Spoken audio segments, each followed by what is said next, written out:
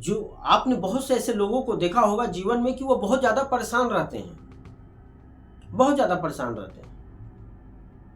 वो धन कमाने के बाद भी परेशान है, वो सारे संपन्नता पाने के बाद भी बहुत ज़्यादा परेशान है।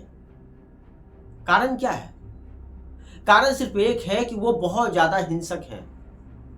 आप हिंसा का मतलब सोच रहे होंगे कि अरे उसने तो किसी तरीके का अपराध नहीं किया, उसने ना किसी की हत्या की है, ना कहीं चोरी की है, ना कहीं किसी पे अत्याचार किया है, तो वो मैं हिंसक क्यों कह रहा हूँ उसने किया है।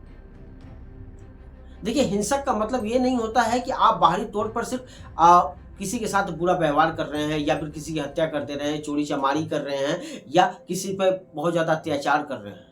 हिंसक का मतलब ये होता है कि जब हम अपने साथ हिंसा करने लगते हैं, अपने मन के साथ, तब जाकर समस्याएं शुरू होने लगती है, तब व्यक्ति बहुत ज़्यादा परेशान होने लगता है। हिंसा का मतलब सिर्फ बाहरी तौर पर नहीं होता है, भीतरी तौर पर होता है। मन अशांत तभी व्यक्ति का होता है जब वो व्यक्ति अपने ऊपर अत्याचार करता है, अपने मन के साथ अत्याचार करता है। अब मन का जो अत्याचार है वो किसी को दिखाई नहीं देता, वो सिर्फ व्यक्ति अपने ऊपर कर रहा है और ठीक से उसे मालूम भी नहीं है कि मैं अपने ऊपर अत्याचार कर रहा हूं, उसे ठीक से मालूम ही नहीं है।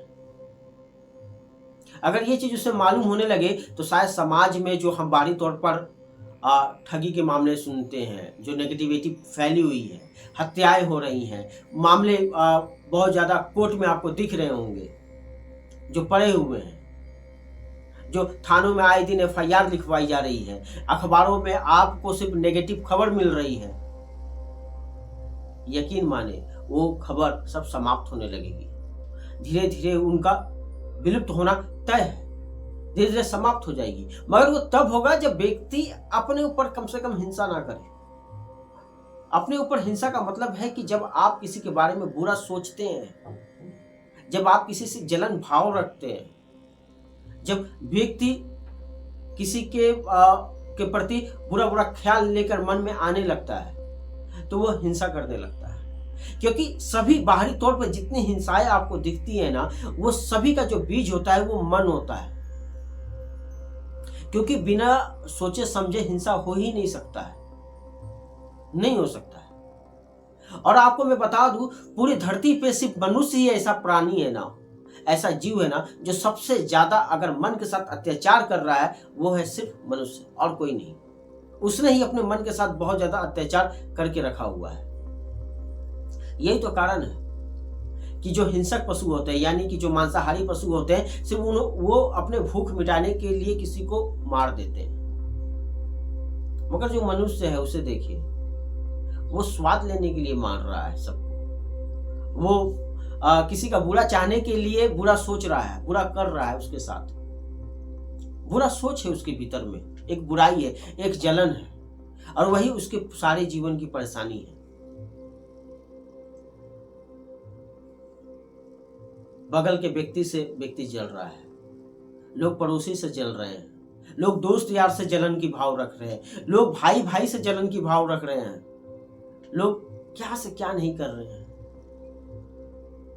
अब पूरे भारत में आप देख लें, भारत ही क्यों, पूरे विश्व में आप देखें, लोग अपने आप को धार्मिक बता रहे हैं कि मैं बहुत आस्तिक हूं, बहुत ज्यादा पॉजिटिव थिंकिंग रखता हूं, मैं धार्मिक व्यक्ति हूं। मगर व्यक्ति जाकर देखे कितना नेगेटिव से वो भरा पड़ा हुआ है, सिर्फ अपने ऊपर अत्याचार कर रहा है। जब आप किसी के प्रति बुरा ख्याल लेकर आते हैं, किसी के भी प्रति, तब आप अपने मन के साथ हिंसा करते हैं, सीधी सी बात है। तब आप परेशान होने के लिए आप तैयार हो जाइए, आप तैयार हो जाइए परेशान होने के लिए। जब आप किसी के बारे में जलेसी भाव रखते हैं, जब आपको जलन होता है अंदर से कि अरे उसने तो इतना बना लिया, मेरा तो कुछ नहीं हुआ, पता नहीं क्या करता है, पता नहीं कैसे आगे जीवन में बढ़ रहा है, तब आप अपने मन पर अत्याचार कर रहे हैं। और वो अत्याचार आपको दिखाई नहीं देता, बस आप अत्याचार किए जा रहे हैं।